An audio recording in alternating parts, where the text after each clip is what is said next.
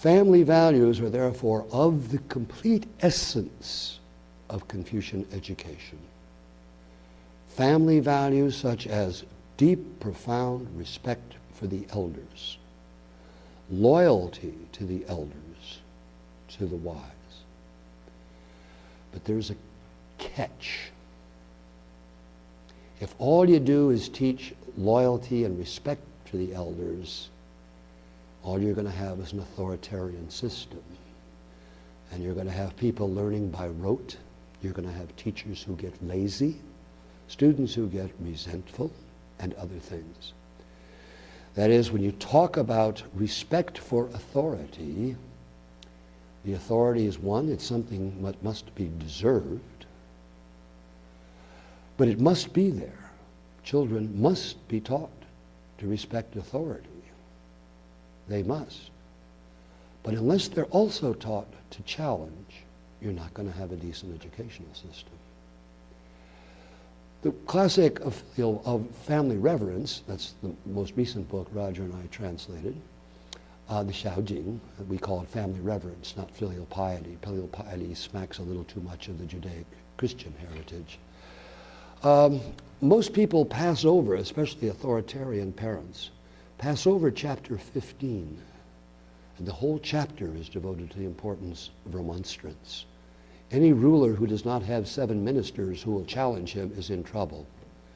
And it goes all the way down. Any father that does not have at least one son who will challenge him cannot possibly be a good father.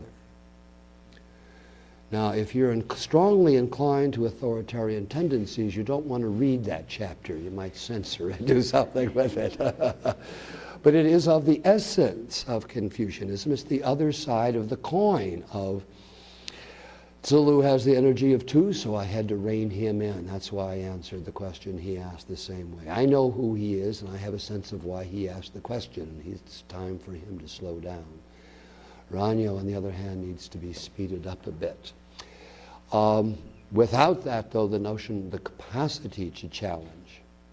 So what I'm suggesting here now is that respect for elders has to go along with the teaching of logical thinking, critical thinking, the capacity to remonstrate. In the same way that rote memorization, which Confucians did tend to like, is also a good thing, as long as it's complemented with logical, critical thinking. And that can be undertaken in everything from kindergarten up through graduate school.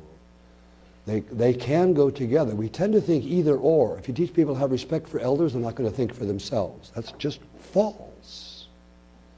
If we have them do rote memorization, they won't be able to think creatively or originally.